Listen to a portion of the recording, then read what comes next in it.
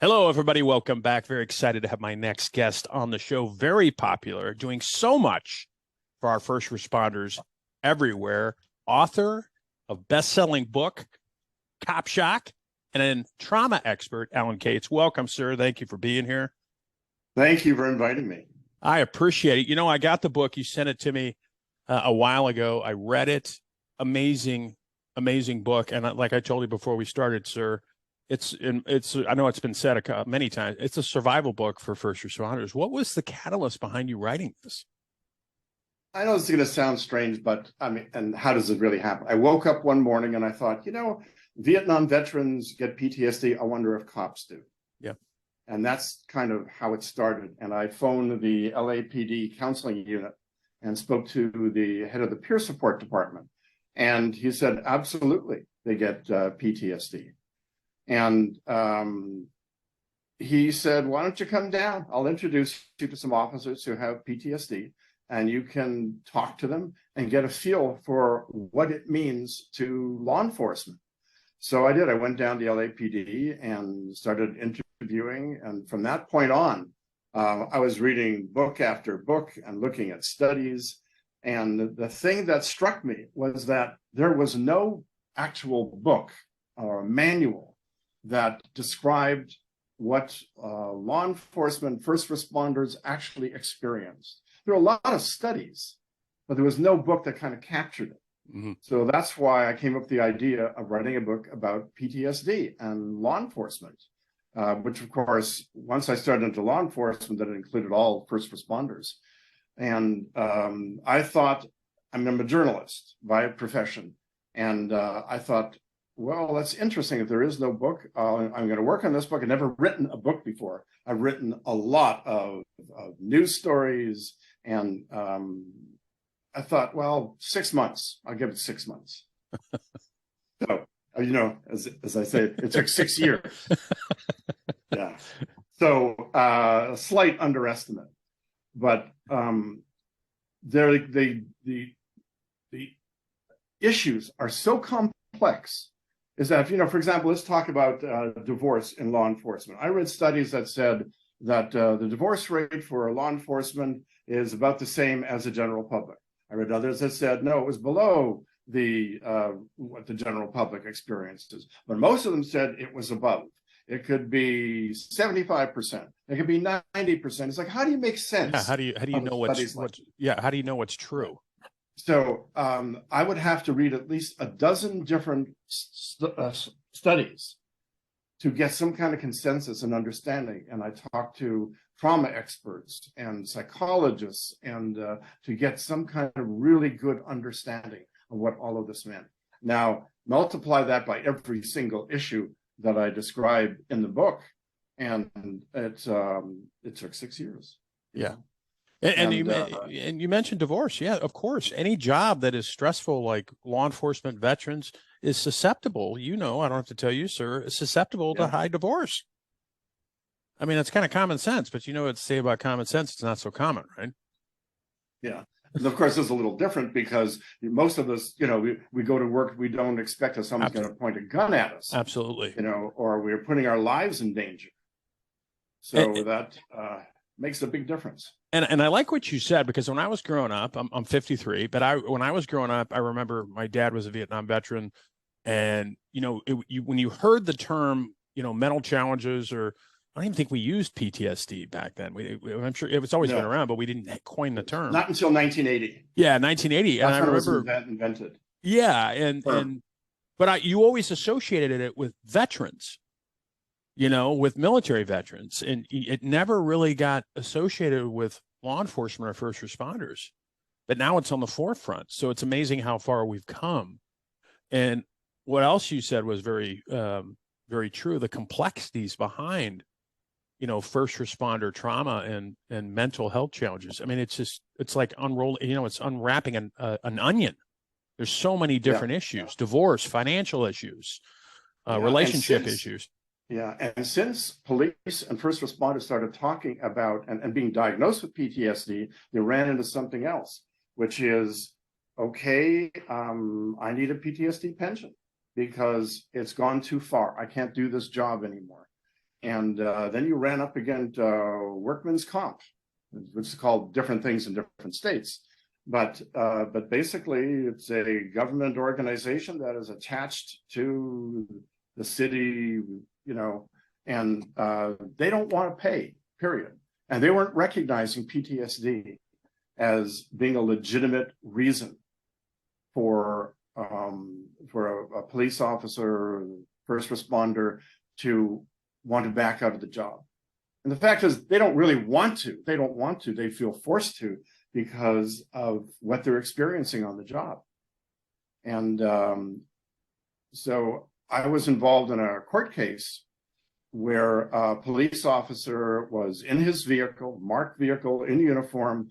A guy comes up to him with a shotgun, puts it through the window.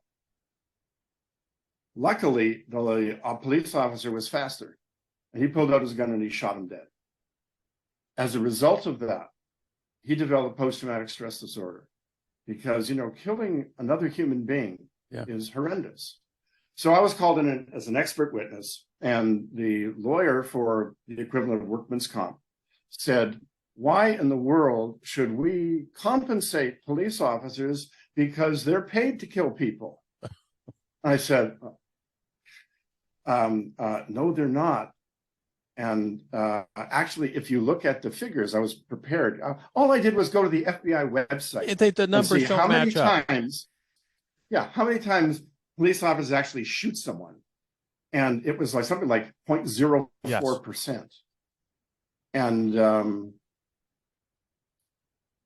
well, actually, what was also pretty funny was at the end of my discussion, because I just blew that lawyer away in terms of what she was saying. She said, so now let me get this right. So you're being paid to say this, right? And I said, no, actually not. I'm a journalist. And she said, yeah, but you're being paid, right? And I said, well, no, I'm not. Jeez.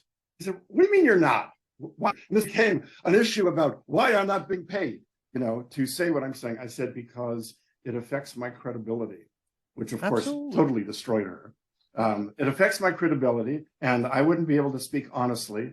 And so here I am, and I'm giving you the facts and figures. And the judge said, I think we're done. And she ruled in favor of the police officer. He got his complete pension. And that was the first time in Arizona that a PTSD defense was allowed. Yeah, and it's really surprised me. So, I put it on my website. I put all the documents on my website that this is a win-win for police officers everywhere. And then within days, I get a notice from another lawyer who said, this was very interesting, and I'm trying to find out about your case, but there are no numbers. I can't find it. Can you send me the documents? I said, well, that's very weird. And he said, not really so weird. You know why?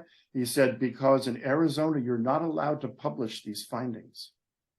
Why? No one else is allowed. They're not supposed to see it so that they can use it against workman's comp. I said, that doesn't make any sense. And he said, no, but it's true. It's an actual law that says, and what you've got on your website, the fact that you posted is that's against the law. And you know what I said? All right, so let them sue me. Yeah. So I didn't take it off my website. Yeah. But I've had, over the years, I've had calls from numerous lawyers who have used that case in their own discussions. Now it's a lot easier for police officers to use a PTSD defense in order to get what's owed to them. Yeah. And we owe police officers a lot, and other first responders. We owe them a great deal, and they shouldn't have to fight for what they are owed. No. And it reminds me of being down here in Arizona, sir, and of course you're here too, is what the background behind the enaction of the Tiger Act. As you know, it took this poor officer committing suicide until, the powers to be said, look, we need to do something. We need to enact this law, which basically mandates that agencies, if an officer is involved in a critical incident, sees something under the act, that they're entitled to, I think, 36 sessions of counseling. Correct me if I'm wrong.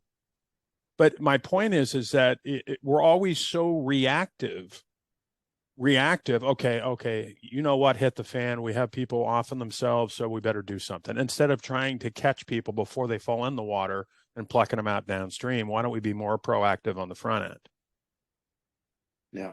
Now, I became good friends with Bill Genet, who was the director of PAPA in New York. Yeah. Police officers providing peer assistance. I think I got that right. And I met him when he was a trustee for the Patrolmen's Benevolent Association. And he always wanted to create a group like this because he said there are so many officers who are committing suicide, and it seems like we can't stop it.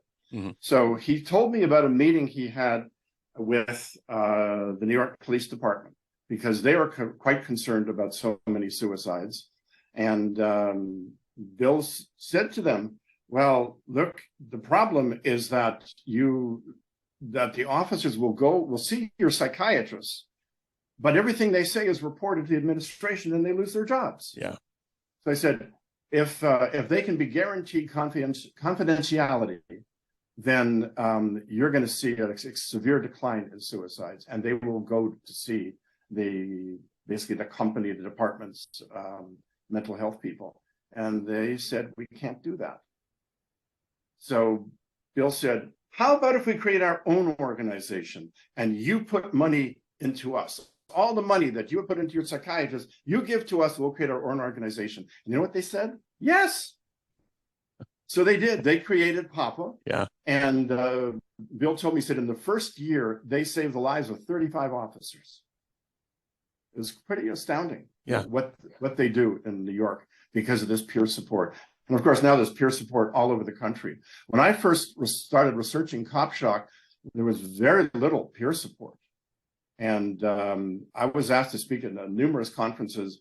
And of course, that was always the bell that I was ringing. You have to have peer support. And the biggest problem was the smaller departments, they couldn't afford it. And I told them, you can't afford not to. You must have peer support for all the officers and give them confidentiality. Now, do you think, Alan, that and peer supports are great, I'm a big advocate of them.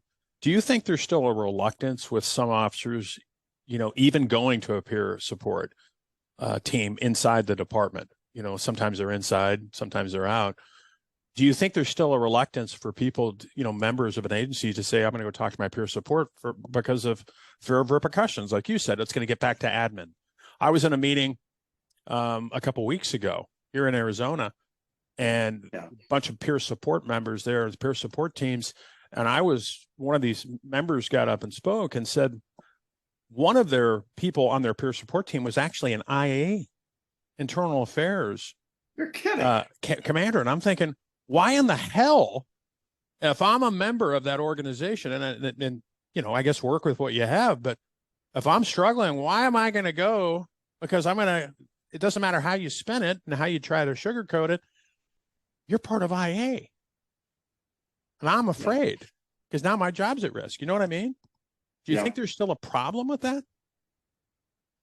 There appears to be, because I've talked to officers. I mean, think in terms of who you are as a person, the job that you do, and you feel very skilled, and something really horrific happens. You come on a scene and there's a dead baby in the sink and his brains have been bashed out.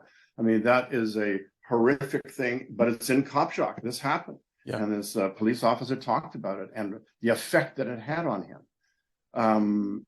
So you see horrible things like that, or you are engaged in a gunfight and you're wounded. And there comes a point where suddenly all your human feelings are coming out and you're told, hey, you don't have any. You're a cop. You get out there, you don't get stress, you give stress. But and then they realize, hey, I'm human. But to go over that line and say, okay, now I'm going to go get help. That's been a real hard one for police officers and other first responders. We need to build that into the police academy. When they're in there, they have to be told, one day you are going to need help. It's inevitable. And that's nothing to be afraid of. We just do it. We provide it. You just go to a peer support. You just call them up. It's no big deal. And we have to give them permission. We have to give everybody who is a first responder permission to seek help, and that help is available. So it's not a big deal. And I think some departments are better at that, Alan. You talk to a ton of people. I think some departments are better fostering that type of environment, the culture, and other departments are horrible at it. You know, you get some of these people that just talk the talk, or, without walking the walk. And again, other agencies are pretty good at it. I mean, it sounds like NYPD took the advice and said, yeah, you're right. Let's do this for fear of, confidentiality getting out. But there's so many agencies out there that I think just say all the right things, but yet they don't do anything about, solving the problem or helping mitigate it. Yeah. I can tell you a funny story, but it really describes everything that we've just discussed. When I was researching CopShock, that goes back, the first edition came out like 20 years ago, and the second edition, sometime after that. But when I went to New York and I met with the peer support unit that they had at the time, and they were struggling, they were having a lot of problems. And I had phoned them and said, look, I want to come down and talk to some of your police officers who have been diagnosed with PTSD. And unlike other departments, the reaction was, first they laughed and they said, you're a journalist and you want to do this? I said, yeah. I said, we don't like journalists. I said, I know. And they said, okay, you come down. I mean, I was living in Los Angeles. You come here, we'll talk about it. So I said, okay. So I got on a plane. I went to LA and to New York. And I arrived. We were to go to lunch to a Chinese restaurant.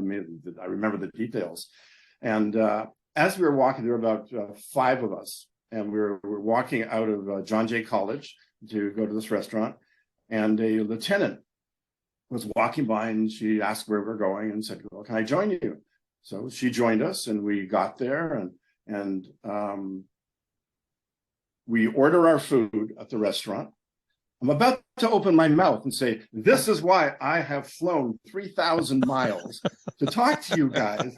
And the cop beside me leans in and he says, say nothing. She's a boss. And I thought, oh, now I understand what I've walked into here.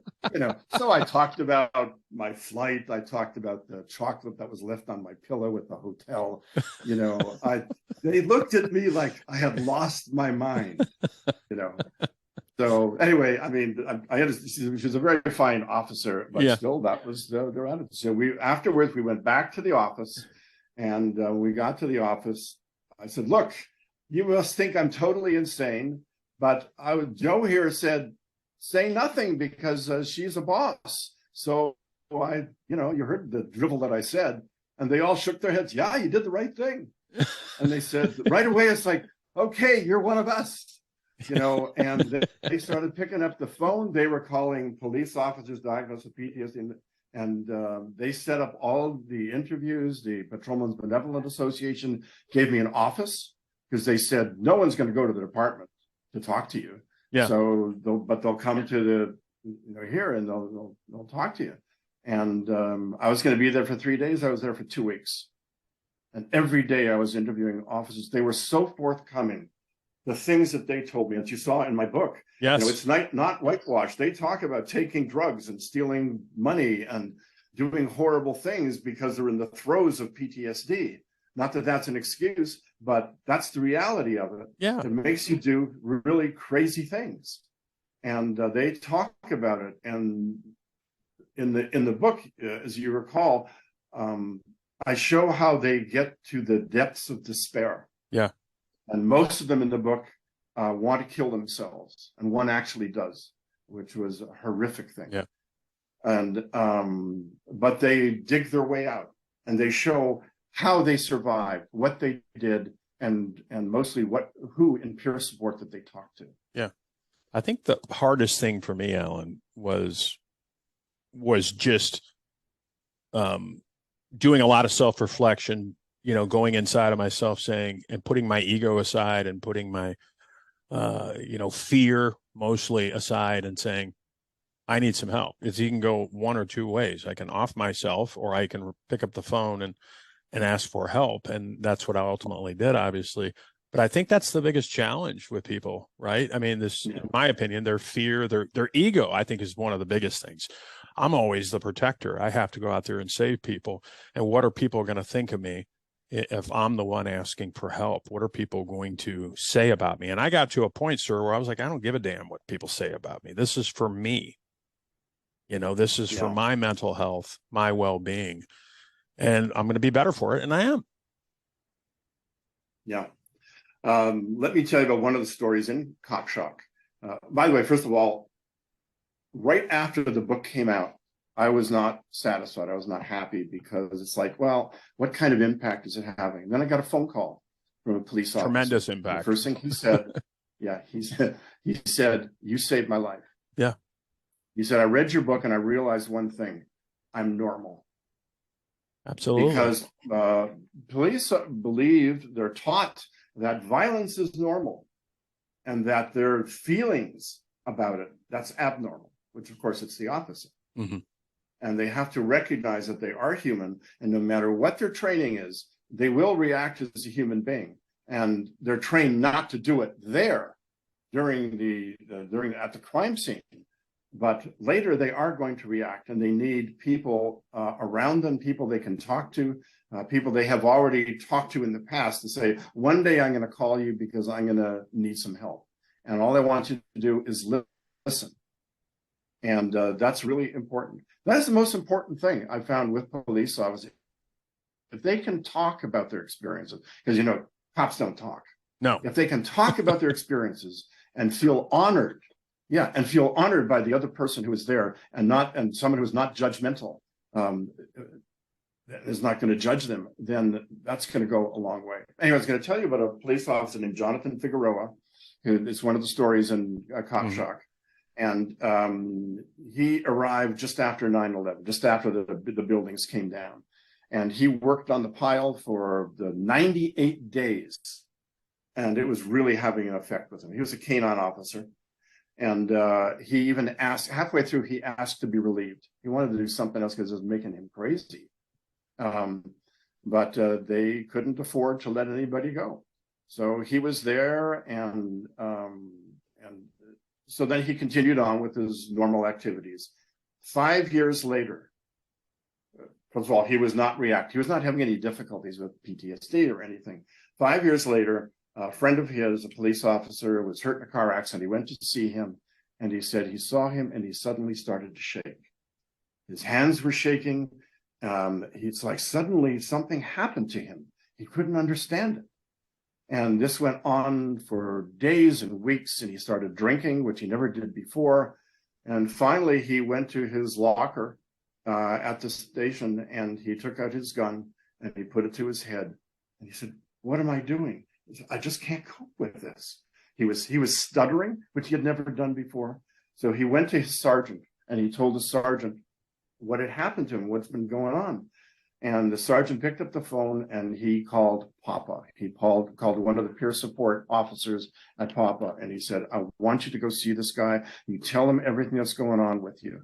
And he did. And the officer found him a psychologist that was outside the department, so it wouldn't be reported. It was confidential. And he was diagnosed with PTSD 5 years later, because there is delayed PTSD. And he had some therapy, and he went back on the job. Yeah. And he's still there today. And but that's a good news story. It went pretty far, but it shows you even 5 years later, this can happen. So it can happen immediately. It can happen over time. And that could happen from one incident. It can be one incident, or it can be an accumulation of incidents. And I'm thinking, and I read about the story, and I'm thinking that could have easily gone the other way, Alan, where you got some person, he goes and asks for help, and they say, "Suck it up. It's part of your job." Mm-hmm. You know what I mean?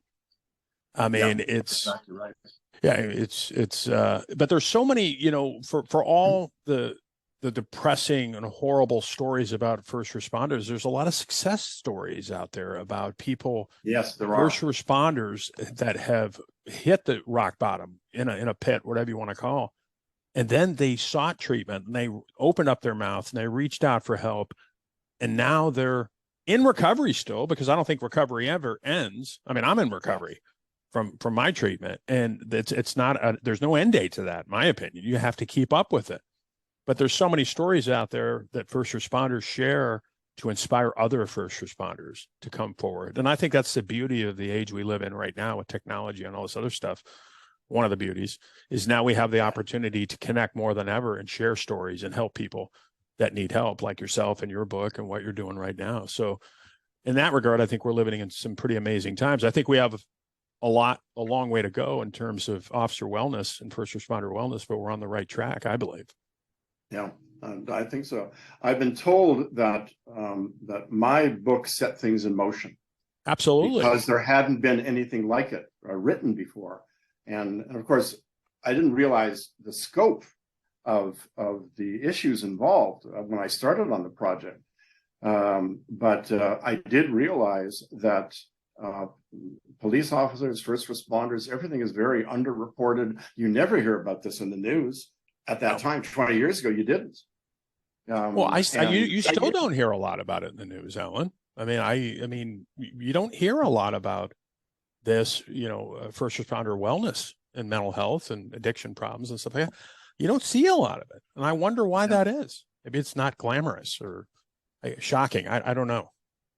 I think part of it too is the acceptance of civilians, people who are not first responders. They don't want to believe that first responders are vulnerable, just as vulnerable as other human beings. And it's hard. I mean, so I'm a civilian. It's hard for me to accept that my heroes, and I've always idolized police officers. I find it hard to believe that they could be so vulnerable. They're supposed to be, superheroes, but there's no such thing. No, they are doing a job, and no, I take that back. They're not doing a job. It is their calling. And I've been corrected many times by police officers who said, no, this is my life. This is my calling. Yeah. And in that sense, that they're almost like priests, that they feel called to do this job. It's an important job. And we need them as civilians. We need police officers, firefighters, paramedics. We rely on you. The one thing that bothers me a lot when I hear it is, well, this is what first responders, this is what cops and firemen and other first responders, this is what they signed up for. Yeah. This is what they signed up for, to get shot at, see death, trauma. That's like telling an NFL star when they get hurt and they have a career-ending injury or whatever, well, this is what they signed up for. No, they didn't sign up to get hurt. They got on there to play and excel at their sport. Same with police officers and first responders, like you said, sir. This is their calling. They didn't sign up to have PTSD and deal with addiction issues and things like that, marital problems, financial issues, all those things, because they're suffering mentally. So it bothers me when people say that, because that's not the reason. That's not why I signed up for it. But like you said, you get damaged. You will get damaged in this job eventually. And that was the attitude of that lawyer in that court case that I was involved in. It's like they signed up for it. So why should we compensate them just because they're doing their job? Well, and that lawyer's telling you, they're paid to kill people. What a great marketing strategy. Come work for this PD. We pay you to kill people. Yeah, exactly. It's just idiot. Yeah, who knew, right? And the reality is, like you said, the numbers do not look at DOJ and all these other numbers. How many times do most cops, the majority of police officers out there, this, Alan, never even draw their weapon in the line of duty. That's right. Never even draw their weapon. But yet we take a couple incidences, and that's another thing I think contributes, and I'd like to hear your theory about this, Alan, contributes now more than ever to PTSD among first responders. Is when I was a young cop, we didn't have social media. We didn't have all this other stuff that was going on where people were ridiculing, and we didn't have politicians from every side of the aisle, bad-mouthing police officers. So I think it's coming at first responders, not just cops, fire, EMS, corrections, from every angle now. Yeah. I mean, I'm a part of the media, and I understand what goes on with the media. They want the sensational story. Yeah. And of course, if there is a shooting, if there is a killing by a cop, I mean, the George Floyd thing comes to mind, those are going to be in the news for days and weeks, and they want to get as much mileage out of it as possible. I'm not saying that it was right what happened with George Floyd. Yeah. I watched that whole thing and I wept through the whole thing. Yeah. Because I also knew I wept for not just for him, but for those officers who were there because they didn't know what they were doing. Yeah. And this is going to affect officers everywhere. Yeah, everywhere. I remember I remember Rodney King. You remember how long that was? I remember I was a young officer, and that still resonates. Yeah. Today. So it doesn't matter what uniform you're wearing, whether you're Chicago PD, Detroit, NYPD, people see uniform and they say, "Oh, sometimes you're one of them." Yeah. Because of I interviewed two of the officers involved in the Rodney King affair. Stacy Kuhn, who was the sergeant involved, and it was a fascinating interview and discussion because he gave me his point of view of what went down. And this is, of course, what civilians do not see. They don't see what goes on behind the scenes. They don't have a grasp of the training that these cops have had and what they're supposed to do. So when he described everything that happened in detail, based on his training and what he thought he was doing, you can see it makes sense. But in the general scope of things, it doesn't make sense. Yeah. And the department would not stand behind their own policies. That was the thing that hurt him the most. And that's usually the thing that hurts most police officers when they discover that the biggest problem is the department itself. Yeah. In my research, I was shocked at that. That was the thing that really shocked me. The department does not stand up. Yeah, and I hear the same thing from officers when I talk to a lot of cops like you do, is the biggest complaint that they have is the command staff or the department, municipality won't get their back. And that's the one thing that they're worried about, especially now in this litigious society we live in. And I'm not saying all departments are like that, but some of them are, and that's a big fear among officers. Yeah. As one officer said to me, he says, I can spot the bad guy real easy, but I can't see the guy shoving the knife in my back.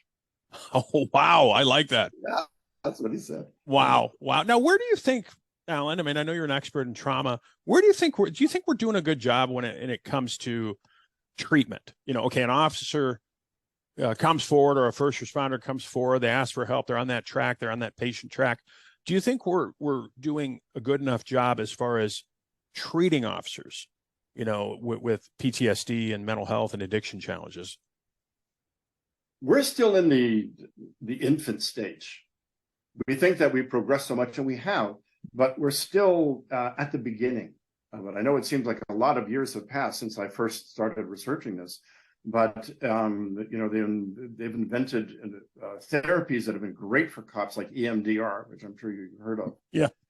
Which a lot of police officers have benefited from. But there are kind of two levels. First of all, there's the, in quotes, the level of treatment that is designed to get the police officer, the first responder, back on the job. It doesn't take very long. It may take a day, a week, a month.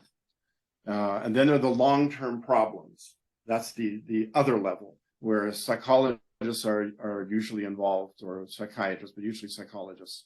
And that can take a lot more time. And sometimes the first responder said, you know, maybe it's time that I find something else to do, because I you know, if I go back to the scene where something horrible has happened, I just can't do it.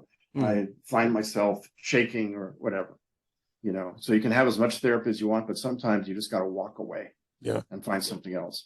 But I think from what I've seen, in most cases, treatment is effective, but we're still in the infant stage. We're just beginning, and they're trying all kinds of new treatments. They're even trying ketamine, ketamine, all kinds of stuff. Oh yeah, ketamine and some very strange drugs. For sure, besides ketamine, which drugs that were, you know, taboo, illegal, very illegal. I remember when I was in treatment, you know, and I because you're right, like FHE and Shatterproof, I went through like neurostimulation, amazing. They're doing a lot with the brain down there. But I remember first hearing ketamine, and I was like, wait a minute, isn't that like a horse tranquilizer? I remember hooking people up on the street that had Special K, is what we called it on the street, but now we're finding, with obviously studies and research, that some of these drugs that were once considered taboo actually help mitigate, like PTSD and things like that.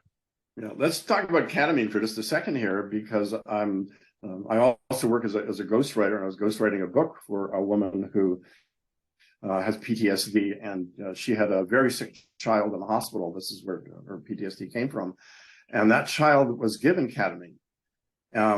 I did research into the drug, and apparently for decades, that is the drug of choice for children in the hospital, who need to be sedated or to be operated on, and it's very good for children.